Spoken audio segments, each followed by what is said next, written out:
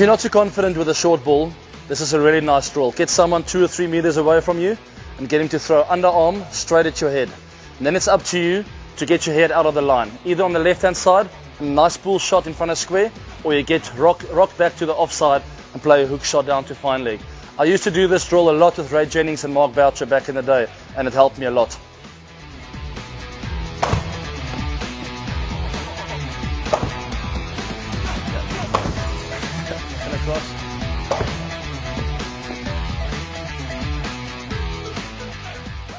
It's obviously important when they've got a square leg and a fine leg out to keep the ball on the ground. The further the ball goes outside of your eye line, the harder it is to keep it down. So you really have to get onto your toes and make sure you roll over.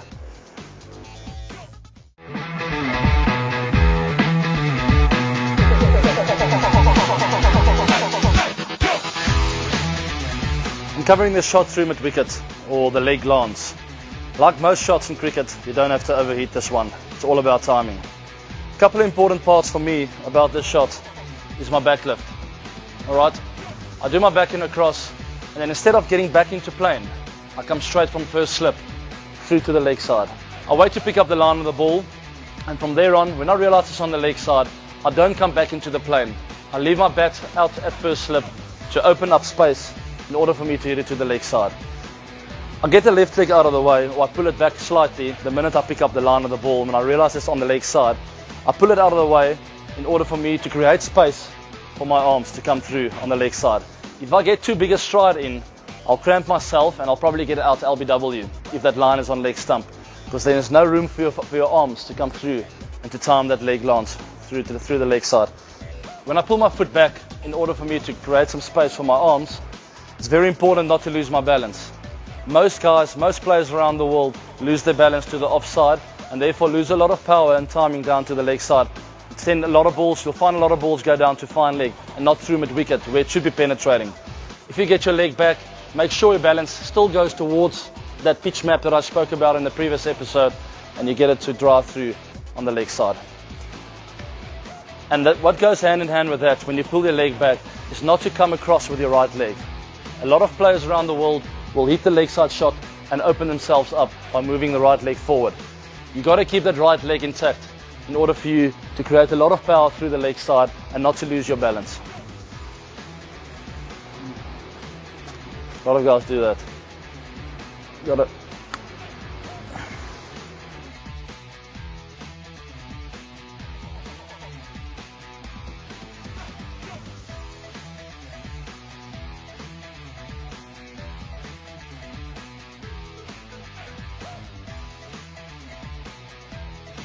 Let's hit some balls.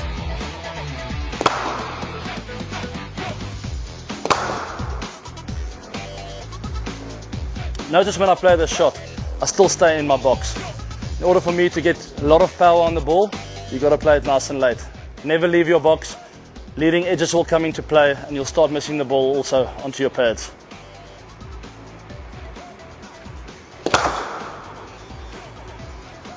See with that shot, I didn't come across with my right leg, even though the ball was quite a little bit of a distance down leg and very easy for me to walk across. I still kept my shape and made sure that everything was lined up where I wanted to hit the ball.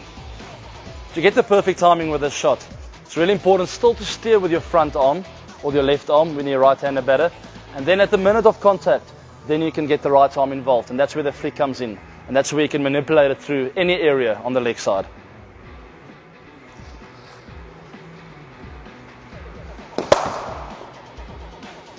That was a good example of the right wrist doing a lot of work. Because the pitch of the ball was a little bit shorter, I couldn't go for too long with my left arm, otherwise I would have left the box. So it was really important for me to go nice and late and then let the right wrist do the work and work it down to the leg side.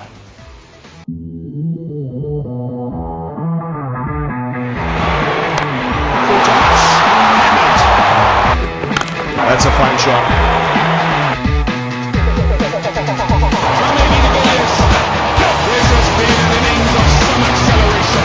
It took a bit of time, and I mean, watching myself for years on TV and some of my highlights, realizing when you time the ball better and when not, I sort of come up with a bit of a rhythm with my bat, jumping it up and down, And then at the point of release, with my trigger, I drop my hands, try and drop my bats and hands a little bit in order for it to go up again. It just feels natural for something to go down and then up. Instead of keeping it there the whole time, I feel a bit static. I've tried it before. I've tried to keep it here and just play like that. It also felt a little bit uncomfortable to me.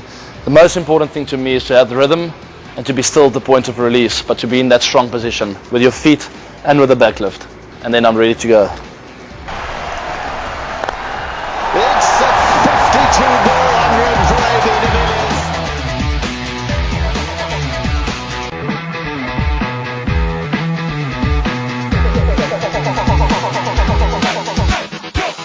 So I'll take my stance, which is normally about shoulder width apart. This has come for many years. I mean, this is what feels comfortable to me. It's changed though. It's changed slightly over the years. A little bit bigger, a little bit wider, a little bit lower. Lots of things have changed. My left foot's been open before, it's been closed before. And there's nothing wrong with that. There's no right and wrong. As long as I feel comfortable at that specific day and confident that I'm prepared. So the day before, I'll hit a couple of balls. I won't hit it too well. I'll try and open my foot a little bit, keep the shoulder nice and square. I'll close it a bit until I hit the ball well. I'll walk out in the middle the next day and I'm ready to go. It might still not feel comfortable and I'll tweak again, and it's okay to tweak in the middle of the game. There's no right way. You don't have to stay the same throughout the game. You can change as long as you have made the decision and you don't have any doubt in your mind. That's the most important thing to me. So once I'm comfortable with my stance the day before the game, you tend to get different wickets wherever you go across the world. I'm talking about subcontinent wickets, wickets in Australia, wickets in South Africa. I like to go to the subcontinent with a much lower stance. I feel because the ball's so slow and it gets a little bit of slow tennis bally bounce, you have to drive low through the ball. The minute you're upright there, like I like to be in Australia and South Africa, you tend to hit the ball in the air much more often. So subcontinent conditions, I do bend my knees a little bit more and try and drive through the ball because that forces me to hit the ball a bit later. When you're upright, you've got nothing that's forcing you to hit the ball later. You just go on feel. Alright, so slower tennis ball bouncy wickets, lower in your stance. Quick wickets, it's nipping around, it's got good quality bounce. You can be a little bit more upright and trust your hands to the ball.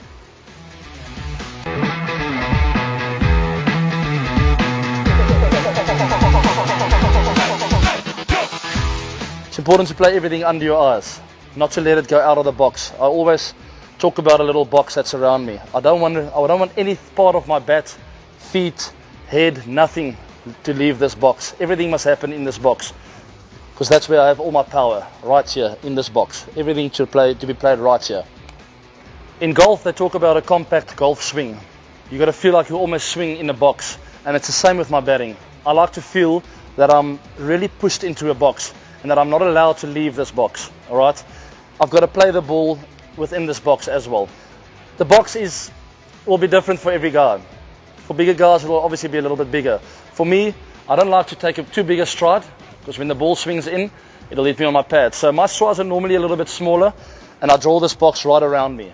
So I want to play the ball in this box. My hands are not allowed to leave this box because then I hit the ball in the air and I'm a big candidate for a nick-off then.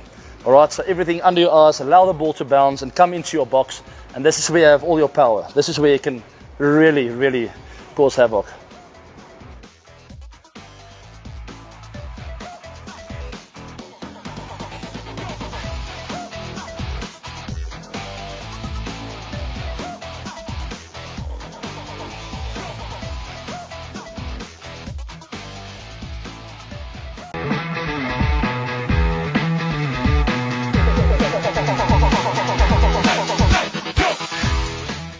The basics of a defensive block, a late defensive block, very similar to that of a cover drive. Obviously cover drive, you're looking to score some runs, you're looking to get 2, 3 or 4, but the basics stay the same. Alright, I spoke about the box earlier. You still got to stay in that box. You still got to have that nice high elbow. You still got to hit the ball late. The only difference is you're leaning into it a bit more, with more body weight, looking to score some runs. If you play it early, you're a big candidate of nicking it off and you might hit it in the air. Playing the cover drive, a lot of people will say it's a textbook shot, but to me it still comes with a lot of instinct. It's all about picking up the length as early as possible. Alright, the difference between a defensive block and a cover drive is so small. I mean, it's a matter of inches and you've got a cover drive. a couple of inches shorter than that, and you've got to play the late defensive block. So the positions are very similar. You've just got to pick up that length as early as possible. Notice how I lead with my head. Alright, it's very important not to hang back with your head, because then you will leave the box with your hands. Your head and your hands have got to go together in order for you to stay in your box, and in order for you to play that ball nice and late. If you face the first ball of an innings and it's in half volley, you've got to trust your instinct and play your cover drive or your straight drive. But to me, more often than not, 9 out of 10 times, you have to earn the right to play your cover drive. What I mean by earning the right is really assessing the conditions, understanding the flow of the game, and reading what the bowlers are trying to do. You can't just come in when a bowler's in top form and just think that you're going to get cover drives all along. You've got to earn the right. You've got to play the defensive stroke and play it nice and late. Stay in your box. And when that moment comes around, when you get that sniff, the cover drive will be all yours.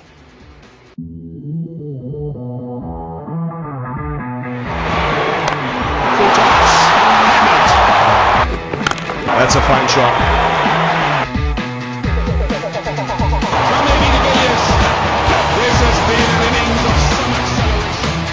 This is cricket yard. The grip's an important part of the game. This is how I do it. Alright, so to get pretty technical, which I don't like to do normally, but it's important to get technical with the grip, because if your grip's not right, you're gonna have to be an exceptional player to succeed. So if you make a little V with your hand, with your thumb and your index finger, and you run it down the left side of this bat, you come up to more or less this angle here on the grip. That's where I like to have my V of my left hand. Alright, and same with my right hand. I put it pretty much in the same spot there, just on the left hand side of the left edge of the bat. Alright, if I get the V's right, just on the left there of the middle of the top of the grip, I sort of just grip it then. When I hold it, it's important not to have an angle on your wrist. Alright, it must be really firm straight down, not bend this way or that way. And right throughout your shot, it needs to stay similar to this. Alright, this gives you really strong power in steering the ball wherever you want to. Your right hand is obviously the power hand. They talk often about the bottom hand, so this is the right hand for a right-handed batter. Also, I like to have the view in the similar kind of line, but with this hand, you only hold with the 2 fingers. Alright, so don't worry if you can't get all the fingers on. More often than not, you'll only have 2 fingers on the bat. Make sure it's nice and tight on there, and every now and then your fingers will get on, but it will happen naturally. Don't think about it. These 2 fingers are the most important. Get it on that line, on the same line as your left hand, and then once you feel comfortable, you're ready to go. I can think of some of my friends, a guy like Graham Smith, who was an incredible cricket player, but his grip was very strong on his left hand, which meant that he had a bit of a bent on his wrist and a very closed face. He still made it work because he's a very talented human being, but it sort of limited him in some of the shots, especially through the offside. He found it really difficult to open up his bat. Whereas if you have this strong grip running down the left hand side of the bat, you are open to play the ball wherever you want to. You can hit it through point, you can work it to the leg side, you can pretty much play it 360 degrees around the field.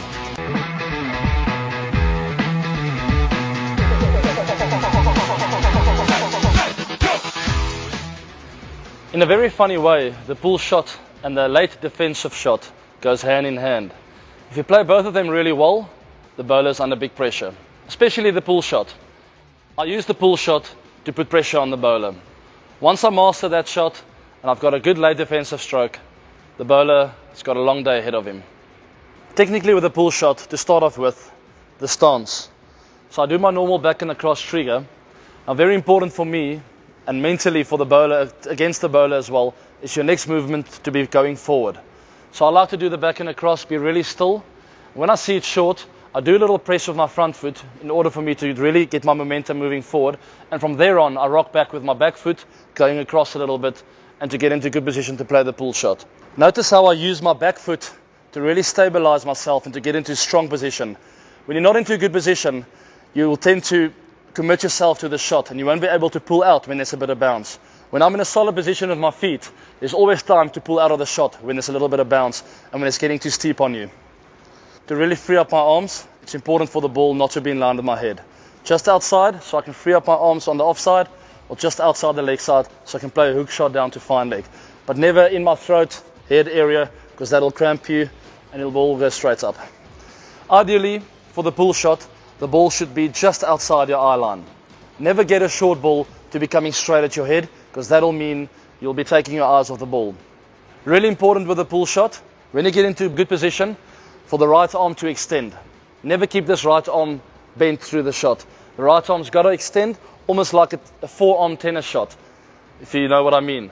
And also, when you speak about a forearm tennis shot, you know that you do a bit of topspin, you've got to have the same kind of action with a pull shot. So, extend your arm, let the wrist roll through the ball. It's really important to rock forward first, in order for you to get into a good solid position with your front foot. From there on, the pull shot's very instinctive. You get a bit of stability on your back foot and you let your arms just flow through the ball. Remember, right arm has got to extend a bit. I extend my right arm as much as possible in order for me to get the ball nice and in front of square. It's obviously important when they've got a square leg and a fine leg out to keep the ball on the ground.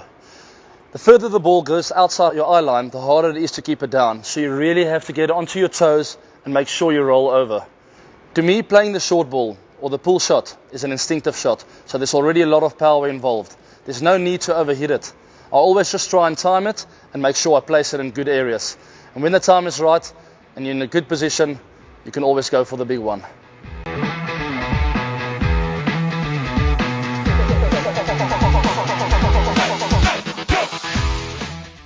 I like to start with a check cover drive instead of a full cover drive. That forces me to get into a better position when I'm checking it. I play this kind of shot a lot in the UK, where the ball's nipping around a bit and swinging a lot. It's really important for me to stay in that box and to make sure I check it and not try and overhit it. So the minute I overhit it, my hands tend to leave that box a little bit too early. You can use that only when you're really in, when you're on 100 or 50 plus and you're feeling confident and you're ready to take the game away from the opposition. Then you can start searching and hitting through the line of the ball. That is a good example of a check drive. I didn't allow my hands just to free up, so I didn't open up too much and bring the slips into play. I really got my head and my hands there at the same time, checking the ball and not trying to overhit it.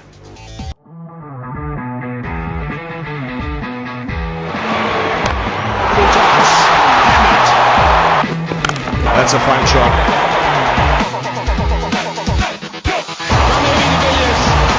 This has been an innings of some acceleration. This is cricket yard. The wicket's gone down, I'm at the crease and I'm ready to go. Let me show you what I do. Pretty nervous, but it's important not to show weakness. I'm well prepared. I know that my body language is important. I know to watch the ball is important, and I know exactly what to do. But I'm still nervous and I can feel it. But it's important not to show them, the opposition, the bowler, the wicketkeeper, the captain. They're not allowed to see any sort of weakness. So every movement I make, even if it's just taking my guard, it's got to be confident, strong body language. I make my mark and I'm ready to bat. I make eye contact with my opposition, because today I'm going to dominate. Before I face my first ball, the nerves are always running high. Some guys might come and chirp me, try and get me off my game. But it's important for me to take it as a compliment, because I know that they know if they don't get me out, I'm going to win the game. So remember, AB, self-confidence, good body language, watch the ball and dominate this cricket game.